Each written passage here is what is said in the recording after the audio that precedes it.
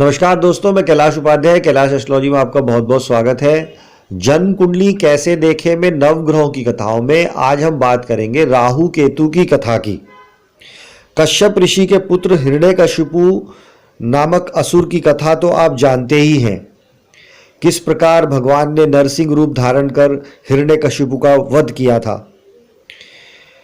हिरण्यकशिपु की बहन होलिका, जो हिरण्यकशिपु के पुत्र और भगवान के भक्त प्रहलाद को गोद में लेकर जलती अग्नि में बैठकर मृत्यु को प्राप्त हुई थी। प्रहलाद के अलावा हिरण्यकशिपु की एक बेटी भी थी जिसका नाम था सिहिका। सिहिका का ब्याह विप्रचिति से हुआ था। विप्रचिति का चित्त आसुरी नहीं था। सिहिका और विप्रचिति की एक संतान हुई जिसका नाम हुआ स्वरभानु। यही आगे चल के राहु बना, इसीलिए राहु का एक नाम सिहिके भी है। स्वरभानु ने घोर तपस्या की।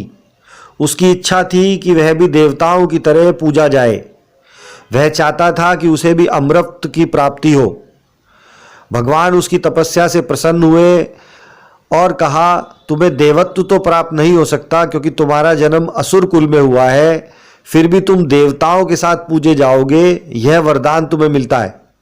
जब भगवान विष्णु की प्रेरणा से देव और दानवों ने क्षीर सागर का मंथन किया तो उसमें से अन्य रत्नों के अतिरिक्त अमृत की भी प्राप्ति हुई।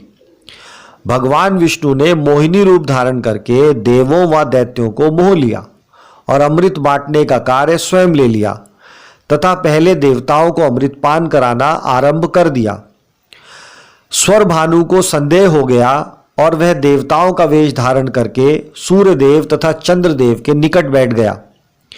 भगवान विष्णु जैसे ही स्वरभानु को अमृत पान कराने लगे, सूर्य व चंद्रमा ने विष्णु भगवान को उसके बारे में सूचित कर दिया क्योंकि वे स्वरभानु को पहचान चुके थे।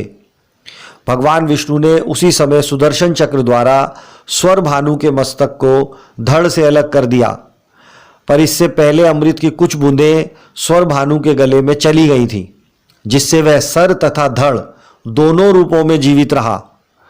उसके सर को राहु तथा धड़ को केतु कहा जाता है। उसके बाद ब्रह्मा जी ने राहु को सर्प का शरीर दिया और केतु को सर्प का सिर दिया तथा उन्हें छाया ग्रह बनाकर नवग्रहों के मध्य स्थापित किया।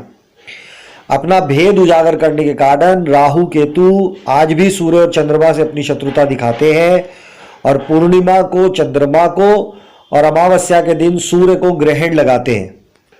राहु जहां शक्ति, शौर्य, पाप कर्म, भय, शत्रुता, दुर्भाग्य, राजनीति, कलंक, धोखाधड़ी और छल कपट आदि के कारक माने जाते हैं, वहीं केतु समस्त मनोरोग, हृदय रोग, विष जनित रोग, कोढ़, भूत प्रेत, टोना टोटका, आकस्मिक दुर्घटना आदि के कारक माने जाते हैं। इस वीडियो में हमने राहु केतु के जन्म की कथा सुनी। राहु केतु के अगले वीडियो में हम राहु केतु के विशुद्ध ज्योतिषीय स्वरूप की बात करेंगे। तब तक के लिए नमस्कार। आपका कल्याण हो।